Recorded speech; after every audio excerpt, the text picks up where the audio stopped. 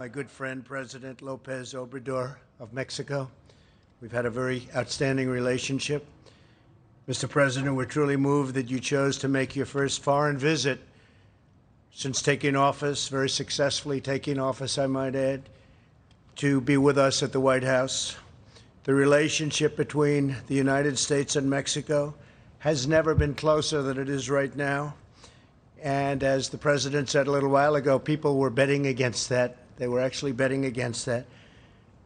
But it's never been stronger, never been closer. We're doing a tremendous job together.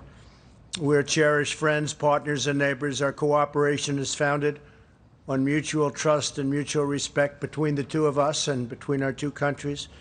And we honor the great dignity of both nations. With this visit, President Lopez Obrador and I have the opportunity to strengthen the bond we have forged since his impressive election victory more than 2 years ago, a victory the Vice President and Ivanka joined in celebrating at the swearing-in. It was a very exciting day for them. Each of us was elected on the pledge to fight corruption, return power to the people, and put the interests of our countries first. And I do that, and you do that, Mr. President. The tradition of great respect between Mexican and American presidents goes back to the early days of both of our nations, and in particular, it includes President Abraham Lincoln and President Benito Juarez, who each held one another in very, very high esteem. They were great friends, and they did great things together, and we are grateful that this morning President Lopez Obrador laid a wreath at the memorials that stand to each of these leaders right here in our nation's capital. That was a very beautiful ceremony. Our countries are linked by trade and travel, by history and culture, by faith and family. The United States is home to 36 million incredible Mexican-American citizens. Mexican-Americans uplift our communities, and they strengthen our churches and enrich every feature of national life. They are hardworking, incredible people. They are also great businessmen and women, and make up a big percentage of our small business owners, and very successful. They're very, very successful.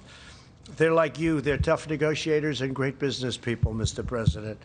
Working alongside President Lopez Obrador, we're taking this relationship to new heights and building a powerful economic and security partnership. Together, we have addressed many of the most complex issues facing our two countries that really went unresolved for many years, and frankly, far too long. Should have been resolved long before I got here. But we're achieving great strides and remarkable breakthroughs in strengthening our relationship for decades to come. With everything that we have accomplished, the potential for the future of the United States and Mexico is unlimited.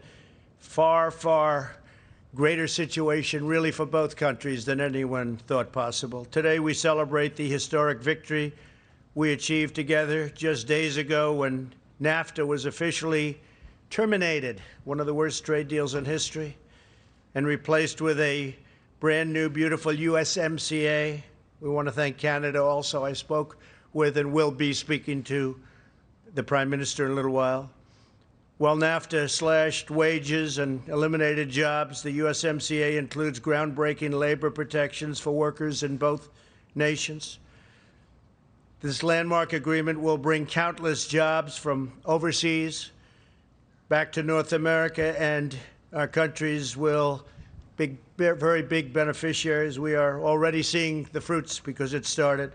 It's the largest, fairest, and most advanced trade deal ever reached by any country, and it will bring enormous prosperity to both American and Mexican workers and Canada. We want to thank everybody. We'll have a separate day with Canada. They're coming down at the appropriate time. But we want to congratulate Canada and the people of Canada, the Prime Minister. But this has been a tremendous achievement. It's actually the largest trade deal ever made. And we made a big one with China, too, but this is the largest trade deal ever made. Our two governments are also in close cooperation to stop the illicit cross-border flow of drugs and guns, cash and contraband, and very importantly, stopping human trafficking. We're forging critical partnerships across the Western Hemisphere to combat the cartels and the smugglers and to ensure safe humane and lawful migration. And we've been helped greatly by Mexico on creating record numbers in a positive sense on our southern border. It's been really very, very tight and done a great job. And I want to thank the Secretary who's here. We have Chad, you're here someplace. Where is Chad? What a good job you're doing, Chad. Great job. We're proud of you. And you've worked very closely with Mexico. I know you were just telling me what a great help they've been. Right? Thank you very much, Chad. We've also worked closely in the battle against the coronavirus together, saving countless thousands of lives. It's been my honor to help Mexico procure 600 ventilators, and it's going to be a higher number than that. They needed them very badly, and we were able to make them. We're making thousands a week, and we're helping a lot of countries. But one of the first, and maybe the first that I spoke to, was Mexico. We have a lot of them in Mexico, saving a lot of lives. And, Mr. President, we're in this fight together, and we're doing very well. Just a couple of things on that. I'm proud to further announce that the U.S. is by far #1 in testing, #1 in the world in testing, and that the mortality rate is the lowest, or just about the lowest, of any nation anywhere in the world. And we're safely reopening our country, and very importantly, we're safely reopening our schools. We want the schools to be open and going in the fall, and most of them, I think, are looking at it that way. It's very important. We're finding out that learning by computer is not as good as learning in the classroom or learning on the campus, and I think you're finding that too. We want to learn in the classroom, so our schools, we want them open in the fall. Following President Lopez Obrador's remarks, we'll sign a joint declaration committing ourselves to a shared future of prosperity, security, and harmony. This is truly a proud moment in history for both of our nations, Mexico and the United States. With the signing, we pledge the close and continued friendship between the United States and Mexico, and we accelerate our progress toward an even greater tomorrow, and that's what's happening. A greater, maybe even a far greater tomorrow, with a prospering region, a flourishing hemisphere, and two sovereign nations thriving, growing, and excelling side by side, working together, and that's what we've been doing.